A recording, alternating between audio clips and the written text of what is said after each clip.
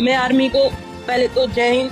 वैसे हमारे धर्मशास्त्रों में लिखा है कि क्षमा वीरस्य भूषणम, यानी क्षमा वीरों का आभूषण होती है, वीरों को ही शोभा देती है। लेकिन इस केस में मैं इस गेंडी को माफ करने में नहीं मानता। लेकिन आप मुझे कमेंट में बताइए, क्या एक सच्चे देशभक्त होने के नाते आप इस लेडी को, गेंडी को माफ करेंगे?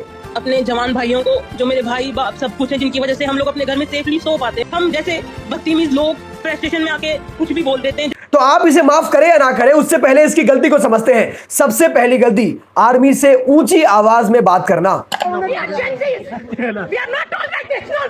अब ये समझिए कि जो इंस्टीट्यूशन यानी इंडियन आर्मी आपकी रक्षा के लिए 24/7 365 डेज हमेशा तत्पर रहता है, उससे ऊंची आवाज में बात करने की क्या जरूरत है? और अगर हमें कुछ तकलीफ होगी भी तो क्या हम यहां शांति से, प्यार से, समझकर, समझाकर बात नहीं कर सकते? दूसरी गलती यह है कि इस लेडी ने चिल्ला चिल्ला कर वहां खड़े लोगों को आर्मी के खिलाफ किया, यानी वहां के खड़े लोगों के मन में आर्मी के खिलाफ द्वेष भावना भरी। जाएंगे तो सारे जाएंगे, वरना कोई नहीं जाएगा। कोई नहीं जाएगा यहाँ से, कोई छोड़ेगा ही नहीं यहाँ से। हम लोग यहीं बैठ जाएंगे, मिट्टी में ही बैठेंगे। इनकी तीसरी गलती यह है कि यह भारत के आने वाले भविष्य, जिन्हें आगे देश संभालना है, यानी जेनजी, उनका नाम लेकर इंडियन आर्मी का तो अपमान कर ही रही है, उसके साथ साथ पूरे के पूरे जनरेशन का ही अपमान कर रही है, पूरे के पूरे जनरेशन को ही बदनाम कर रही है।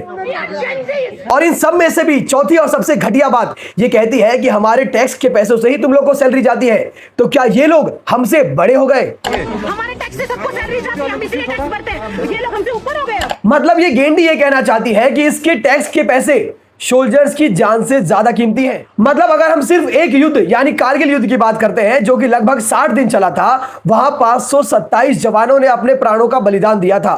क्या उनके प्राणों का बलिदान इस गेंडी के टैक्स के पैसों से ज्यादा कम कुछ है? और बात यहां सिर्फ इस मोटी काली गेंडी की नहीं, बात इस गधे के बच्चे की भी होगी। जी हां, मां बाप की भूल, नाम है नकुल धूल, जो कहता है कि इंडिया में लोग आर्मी इसलिए ज्वाइन करते हैं क्योंकि कैंटीन में सस्ती दारू मिलती है। देश में ऐसे आर्मी में जाने के लिए लोग इतने पागल क्यों हो रहे हैं? दूसरे देश में क्यों नहीं है? क्योंकि यहाँ पे कैंटीन में दारू सस्ती मिल रही है। मतलब ऐसे गधे की औलादों का मानना है कि उरी और पुलवामा में लगभग 60 जवान जब शहीद होते हैं तो वो सिर्फ इसीलिए क्योंकि उन्हें कैंटीन में सस्ती दारू मिलती है। मतलब ये दो कौड़ी के इन्फ्लुएंसर्स जो 2 पैसों के लिए अपनी मां बहनों को सड़क पर नंगा नचवा दे, ये लोग इंडियन आर्मी पर सवाल उठाते हैं। तो ये आजकल जो नया ट्रेंड आ चुका है कि भाई इंडिया का, इंडियन आर्मी का अपमान करना, इसे लोग कूल समझते हैं। तो जी नहीं, इसे लोग कूल नहीं, इसे आपको ऊपर वाले की भूल और ब्लडी फूल समझते हैं। बाकी कमेंट में बताना जरूर, क्या आप इस लेडी को माफ कर पाओगे कि नहीं। राधे राधे, जय हिंद।